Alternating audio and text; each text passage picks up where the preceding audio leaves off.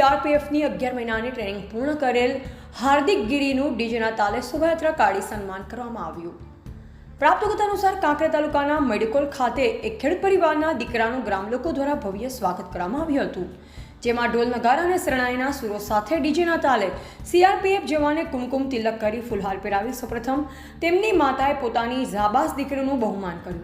ત્યારે હવે કાંકરેજ તાલુકાના ગોસ્વામી સમાજનું ગૌરવ વધાર્યું છે અને પંજાબના ખરખનમાં સ્ટુડન્ટ ટ્રેનિંગ સેન્ટરમાં પોતાના 11 મહિનાની ટ્રેનિંગ પૂર્ણ થયા બાદ પોતાના માદરે વતનમાં પાછા ફરતા ગ્રામ લોકો એકત્ર થઈ કાંકરેજ તાલુકાના થરા ખાતે રાજવી પરિવારના પૃથ્વીરાજસિંહ તથા ગોસ્વામી રામ ભારતી તથા દયાન ભારતી ગોસ્વામી, મુકેશ ભારતી, સોમા ભારતી તથા શહેરના નાગરિકો તથા યુવાન મિત્રોએ દ્વારા ફૂલહાર તથા સાલો ઢાળી સન્માન કરવામાં આવ્યું। હવે દીકરાને અભ્યાસ કરાવી ભારતીય સીમા ફૌજમાં ભરતી થયા ખૂબ જ આનંદની લાગણી અનુભવી રહ્યા છે અને હવે સમાજમાં શિક્ષણ ક્ષેત્રે કારકિર્દી મેળવી નોકરી માટે ઉત્તમ ઉદાહરણ પૂરું પાડ્યું છે। આમ કાંકરેજ તાલુકાના ગોસ્વામી સમાજનું ગૌરવ વધાર્યું છે।